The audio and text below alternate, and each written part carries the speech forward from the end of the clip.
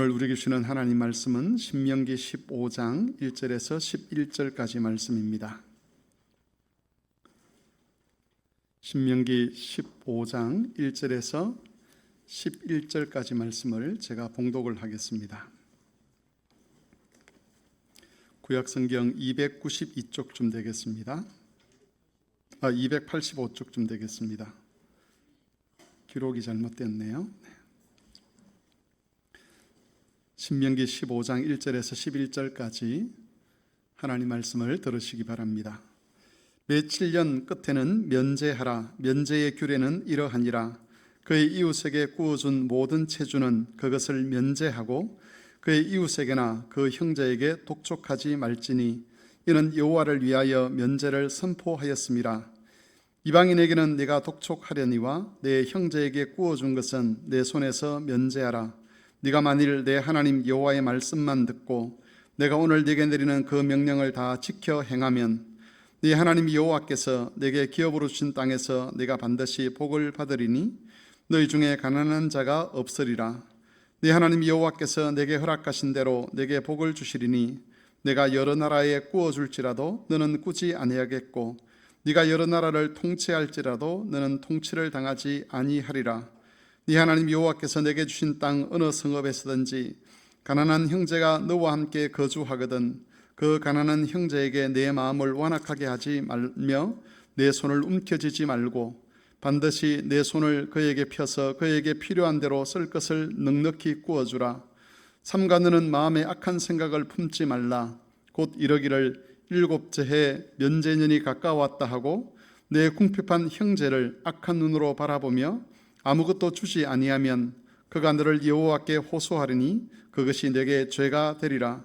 너는 반드시 그에게 줄 것이요 줄 때에는 아끼는 마음을 품지 말 것이니라. 이로 말미암아 내 하나님 여호와께서 내가 하는 모든 일과 내 손이 닿는 모든 일에 내게 복을 주시리라. 땅에는 언제든지 가난한 자가 그치지 아니하겠으므로 내가 네게 명령하여 이르노니 너는 반드시 내 땅에서 내 형제 중 곤란한 자와 궁핍한 자에게 내 손을 펼치니라. 아멘. 신명기라는 성경은 이스라엘 백성들이 가나안 땅에 들어가기 전에 하나님께서 모세를 통해서 그들에게 설교한 말씀들입니다. 이 말씀에는 이스라엘 백성들이 가나안 땅에 들어가서 지켜야 될 여러 규례들과 또는 율법들이 기록되어 있습니다. 그런데 모세를 통해서 이스라엘 백성들에게 전거된 이런 규례와 명령들에는 그들이 이전에 경험해보지 않았던 많은 내용들이 포함되어 있었습니다. 이스라엘은 애굽에서 400년간 종살이를 했습니다. 애굽 사람들과 같이 살았다는 것이죠. 그런데 그 애굽 땅에서 한 번도 보고 듣지 못했던 그런 제도와 규칙들, 법칙들을 하나님께서 이스라엘 백성들에게 말씀하신 것입니다.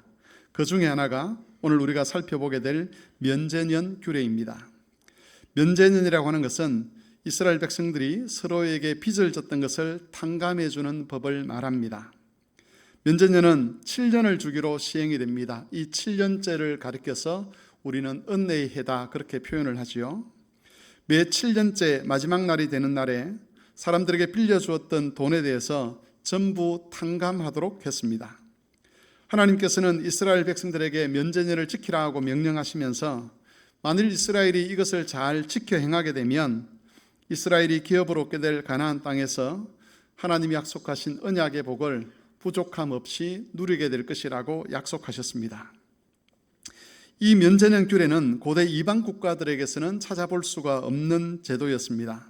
물론 이방 국가들 중에서도 어떤 특별한 날이 되면 왕의 명령으로 노예 신분에서 해방을 시킨다든지 빚진 것을 탕감해 주는 그런 제도들이 있긴 했습니다. 그러나 그것은 정기적인 규칙이나 법으로 존재를 했던 것은 아니고 왕궁에 어떤 좋은 일이 있거나 또는 국가의 경사를 축하할 만한 그런 일들이 있을 때에 왕이 모든 국민들과 함께 기쁨을 나누기 위해서 일시적으로 그런 제도를 시행을 했습니다.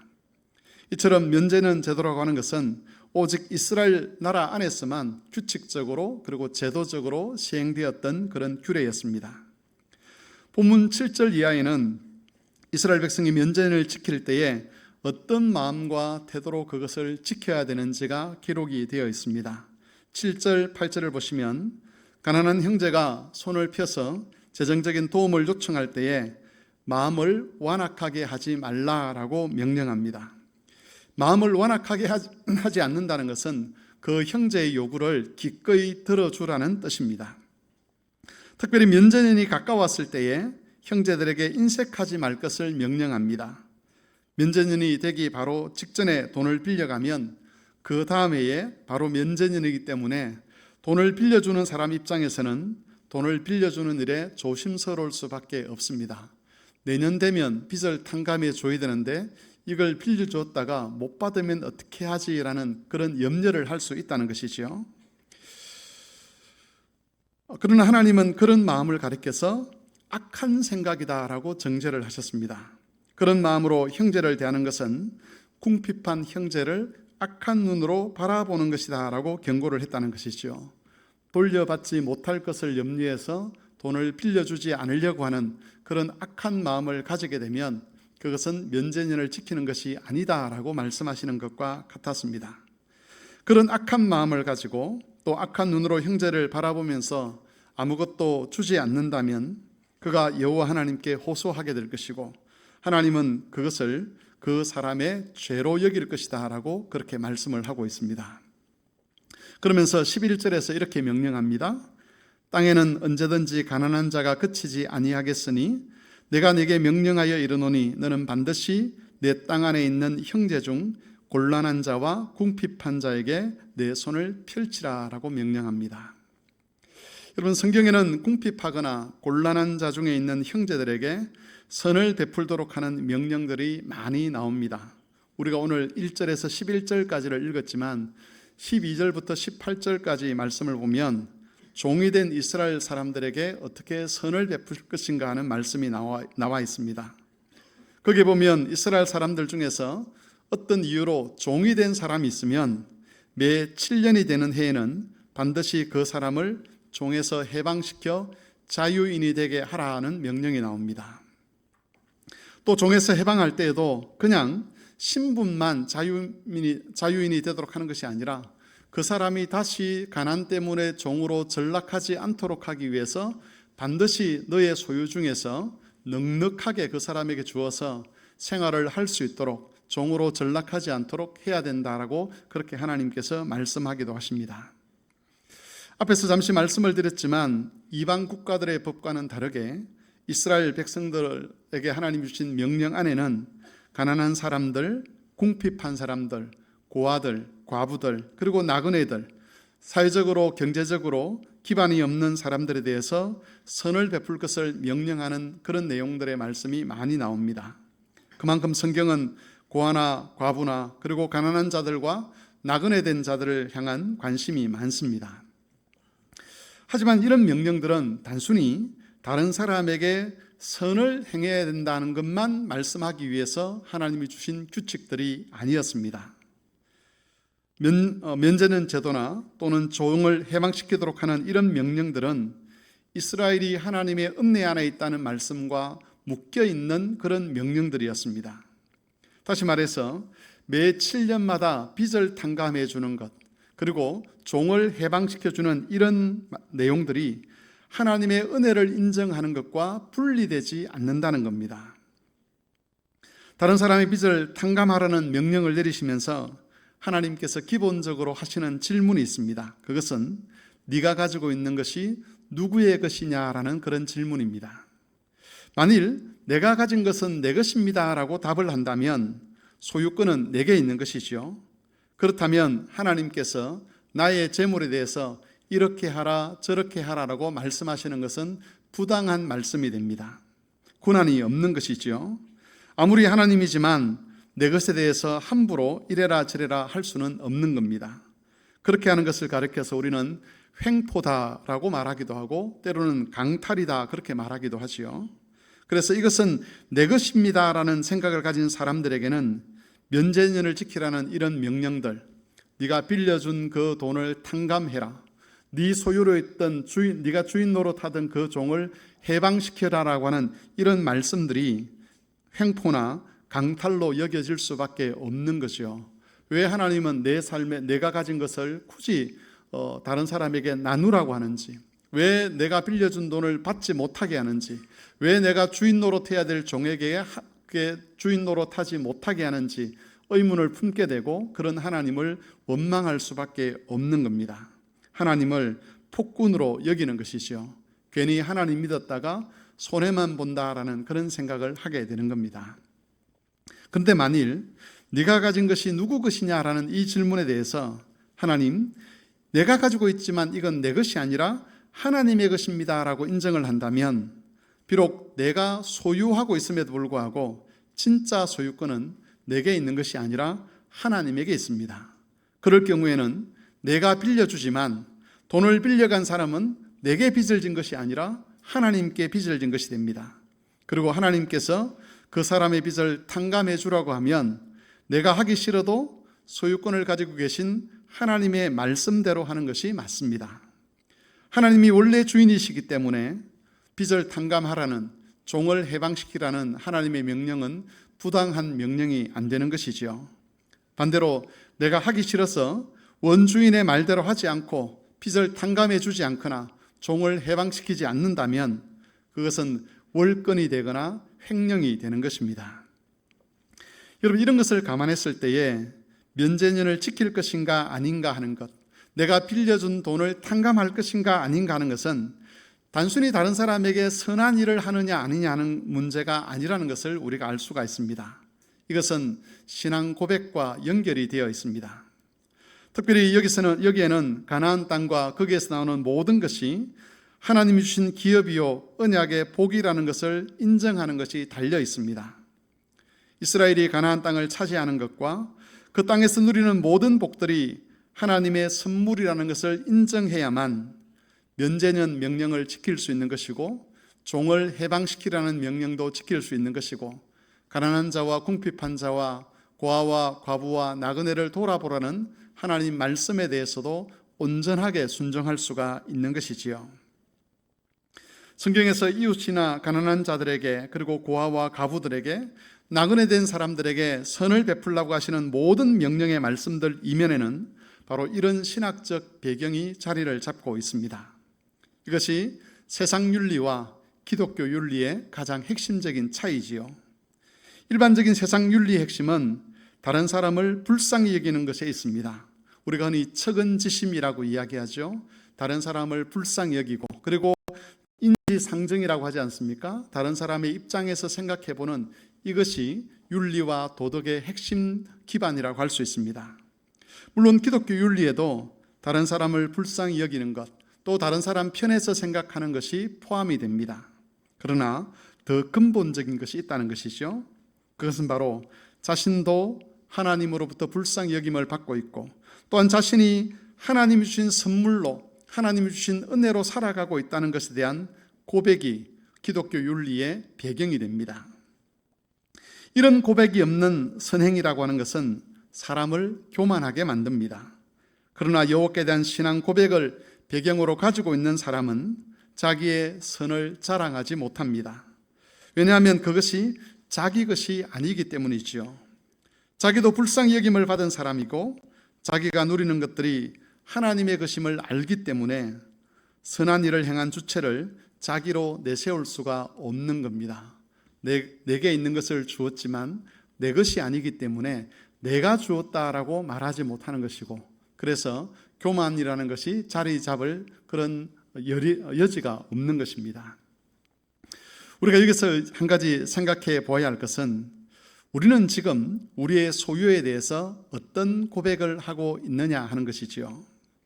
우리의 생명과 우리의 가족과 우리의 재산과 우리가 누리는 이런 지위들, 이런 것들이 내가 노력해서 얻은 것이라고 생각하는 사람들이 있을 수 있습니다. 또 어떤 사람들은 이런 것들이 하나님이 주신 것이라고 고백하는 사람들도 있을 수가 있습니다. 신명기 8장 11절 이하를 보면 많은 것을 얻었을 때에 하나님의 백성들이 빠질 수 있는 위험에 대해서 경고하는 말씀이 나오는데, 8장 11절에서 18절까지 말씀을 같이 한번 합독을 해보겠습니다. 성경을 앞으로 조금 넘겨서 신명기 8장 11절에서 18절까지를 같이 읽어가면서 하나님의 백성들이 소유와 또 어떤 삶에 대해서, 자신의 생명에 대해서, 자신의 가족에 대해서, 자신의 지위에 대해서 어떻게 잘못된 생각을 할 수 있겠는가를 한번 살펴보시기를 바랍니다. 신명기 8장 11절에서 18절까지 같이 한번 읽도록 하겠습니다. 내가 오늘 내게 명하는 여호와의 명령과 법도와 규례를 지키지 아니하고 내 하나님 여호와를 잊어버리지 않도록 삼갈지어다. 네가 먹어서 배부르고 아름다운 집을 짓고 거주하게 되면 또 내 소와 양이 번성하며 내 은금이 정식되며 내 소유가 다 풍부하게 될 때에 내 마음이 교만하여 내 하나님 여호와를 잊어버릴까 염려하노라. 여호와는 너를 애굽 땅 종되었던 집에서 이끌어내시고 너를 인도하여 그 광대하고 위험한 광야 곧 불뱀과 정갈에 있고 물이 없는 간조한 땅을 지나게 하셨으며 또 너를 위하여 단단한 반석에서 물을 내셨으며 내 조상들도 알지 못하던 만나를 광야에서 내게 먹이셨나. 이는 다 너를 낮추시며 너를 시험하사 마침내 내게 복을 주려 하심이었느니라. 그러나 내가 마음에 이르기를 내 능력과 내 손의 힘으로 내가 이 재물을 얻었다 말할 것이라. 네 하나님 여호와를 기억하라. 그가 내게 재물 얻을 능력을 주셨습니다. 이같이 하심은 내 조상들에게 맹세하신 언약을 오늘과 같이 이루려 하심이니라. 네가 먹어서 배부르고 아름다운 집을 짓고 거주하게 되고 소와 양이 번성하고 은금이 정식되고 소유가 풍부하게 될 때에, 다시 말하면 가나안 땅, 애굽에서 나올 때부터 가나안 땅에 들어가서 하나님의 인도를 받아서 이제 그곳에 정착해서 삶이 안정됨을 누리게 될 때에 네 마음이 교만하여 네 하나님 여호와를 잊어버릴까 염려하라라고 하나님께서 경고하고 있습니다. 어떻게 하나님을 잊어버리는가 하면 이렇게 말한다는 것이죠. 내 능력과 내 손의 힘으로 이 재물을 얻었다. 내가 누리는 이 평안, 내가 누리는 이 만족, 지금 내가 누리고 있는 이 모든 것들은 내가 열심히 일을 해서 얻은 것이고 내 실력과 내 노력과 내 자질 때문에 내가 소유하게 된 것이다 라고 생각하는 그런 위험이 이스라엘 백성들에게 닥칠 거라고 경고하고 있는 겁니다. 모세가 경고한 이런 위험은 이스라엘 백성들 앞에만 놓여 있는 것이 아니지요. 세상과 우리의 예쁜 성은 끊임없이 우리 영혼에게 이런 말을 들려줍니다. 내 소유는 내가 노력한 결과이기 때문에 그것에 대한 소유권은 내가 가져야 된다. 이게 우리가 세상에서 듣는 이야기죠. 우리 속에서 끊임없이 우리 영혼을 향하여 외치고 있는 이야기이기도 합니다.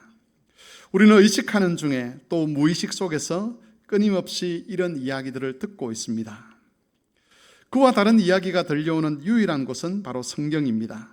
성경은 세상이 왜곡하고 있고 또 우리의 예쁜 성이 부정하고 있는 참 진리가 무엇인가를, 팩트가 무엇인가를, 사실이 무엇인가를 우리에게 알려줍니다. 성경은 내가 가진 것이 내 능력과 내 손의 힘으로 얻은 것이 아니라 하나님의 선물이라는 것을 계시합니다. 만일 우리가 의지를 가지고 성경을 주목하지 않는다면, 또 성경이 들려주는 하나님의 말씀을 애써 들으려고 하지 않는다면 우리 마음은 교만하게 될 것이고, 신명기 8장 17절에서 경고하는 것처럼 내 능력과 내 손의 힘으로 이 재물을 얻었다라고 착각하는 자리에 우리가 내몰리게 될 것입니다.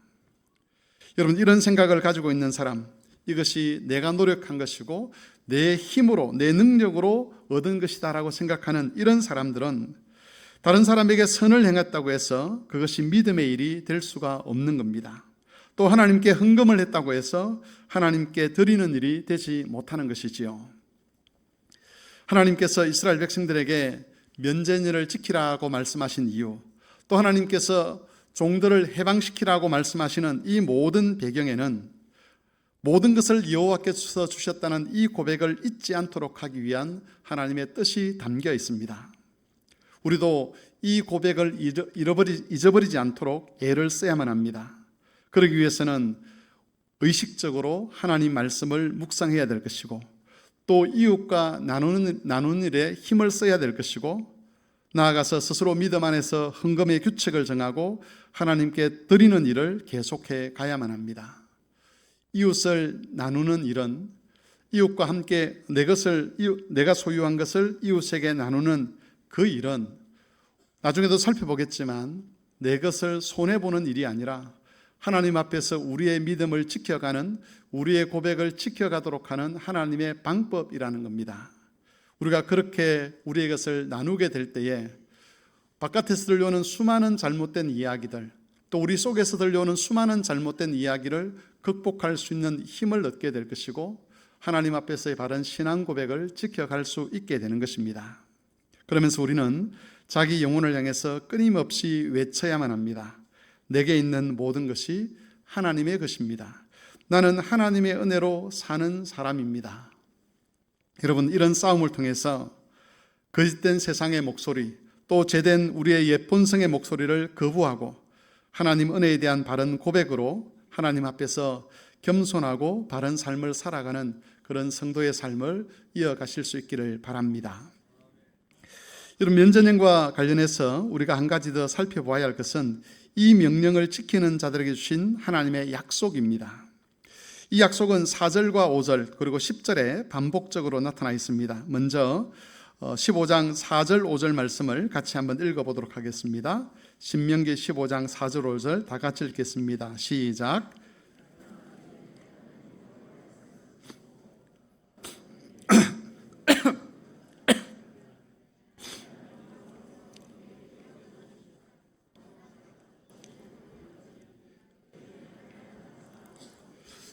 10절 말씀도 같이 읽겠습니다. 너는 반드시 그에게 줄 것이요 줄 때에는 아끼는 마음을 품지 말 것이니라. 이로 말미암아 내 하나님 여호와께서 내가 하는 모든 일과 내 손이 닿는 모든 일에 내게 복을 주시리라. 하나님은 이스라엘 백성들을 향해서 이 명령을 지킬 때에 그들에게 복을 주시겠다라고 말씀하고 있습니다. 여기서 말하는 복의 핵심은 아브라함과 이삭과 야곱에게 하셨던 그 약속이죠. 이스라엘이 생육하고 번성하게 될 것이고 복이 되어서 이방 나라를 복되게 하는 제사장 나라, 제사장 민족이 될 것이라는 그런 말씀입니다. 그런데 이 말씀은 수학적으로 계산을 해보면 맞지 않는 말씀입니다. 다른 사람의 빚을 탕감해주면 결과적으로 자기 재산에 손해가 됩니다. 그리고 재산에 손해가 되면 생육하고 번성하는 일이 더 활발하게 일어나는 것이 아니라 오히려 축이 나는 것이 그게 수학적 계산법이지요. 그런데 하나님께서는 이스라엘이 다른 사람의 빚을 탕감해서 재산상의 손해가 나게 되면 그것이 오히려 이스라엘의 복이 되도록 하겠다라고 말씀하십니다. 재산상의 손해가 이스라엘의 생육과 번성을 위축시키는 것이 아니라 오히려 더 생육하고 번성하는 일이 되도록 하시겠다는 겁니다. 수학적으로 계산을 해보면 이런 결론에 이를 수가 없습니다.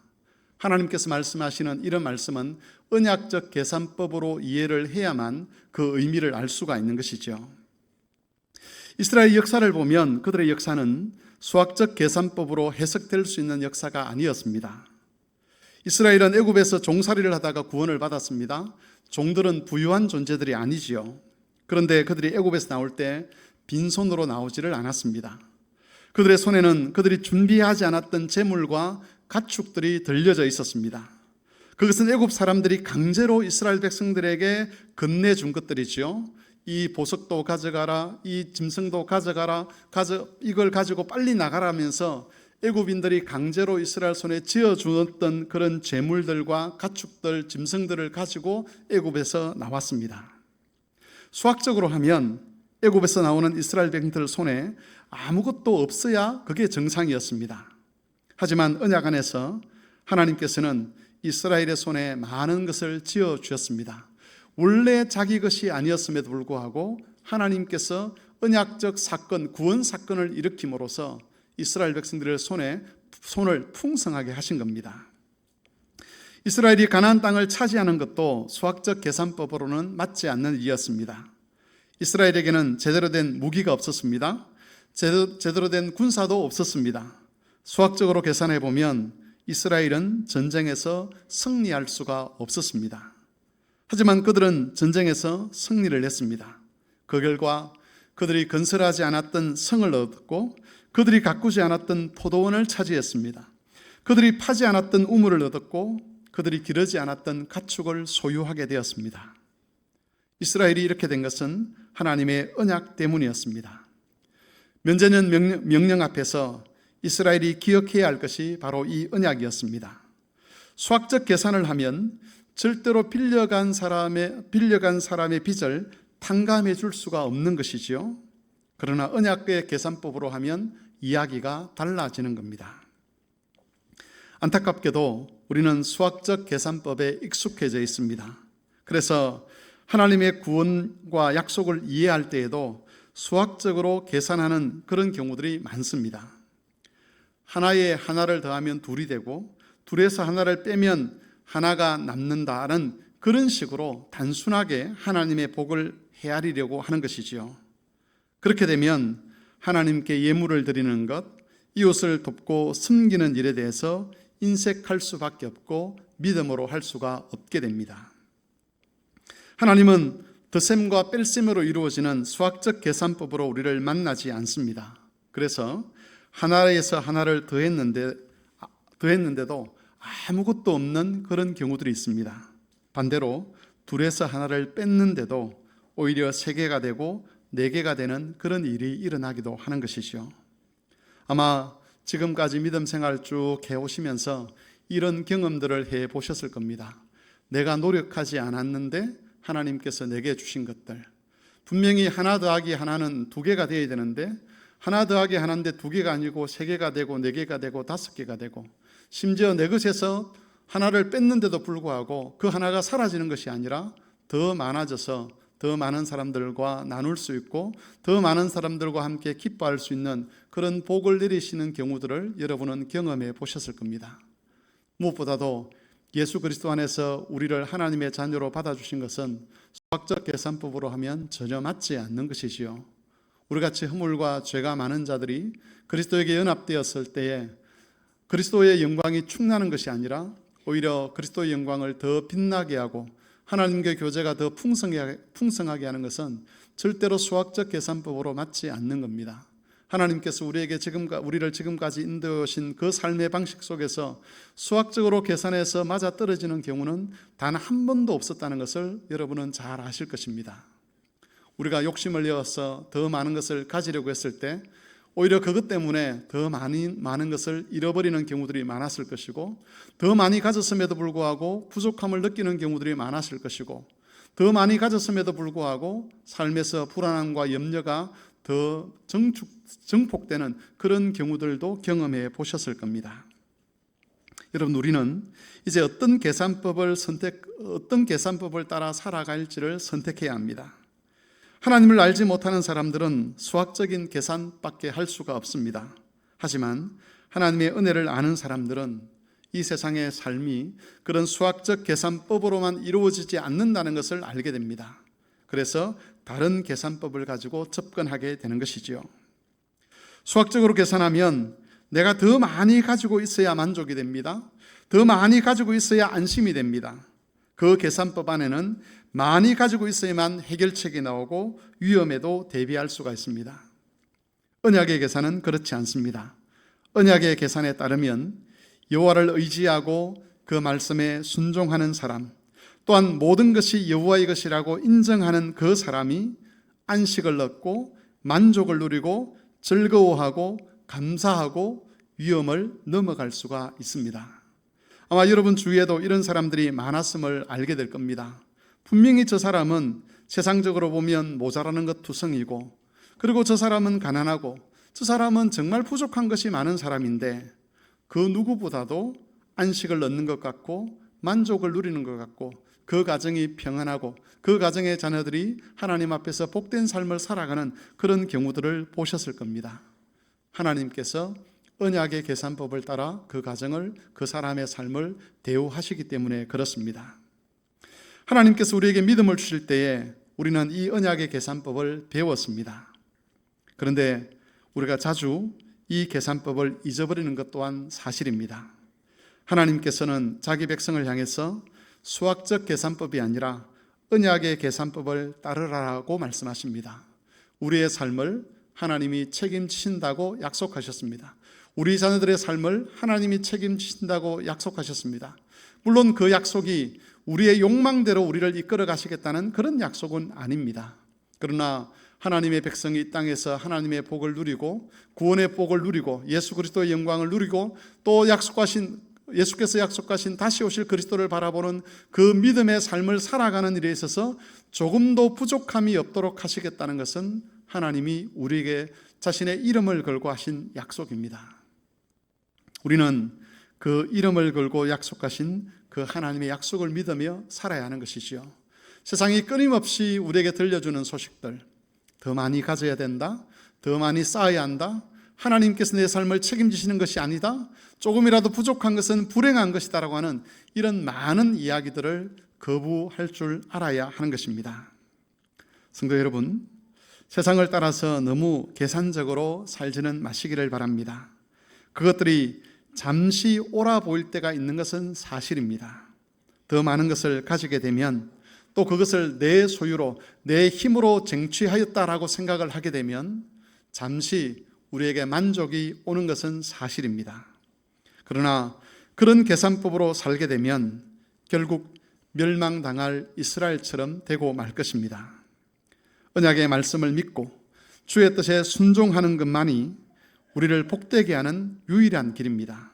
이 하나님의 말씀을 마음에 새기셔서 주의 뜻에 순종하는 것을 제일의 목표로 삼고 살아갈 때에 우리가 수고하지 않은 것에 대해서 하나님께서 갚아주실 것이고, 그리고 그것을 통해서 우리 자신의 삶뿐만 아니라 우리 이웃의 삶을 돌아보게 하시는 하나님의 은혜가 풍성하게 넘치게 될 것입니다.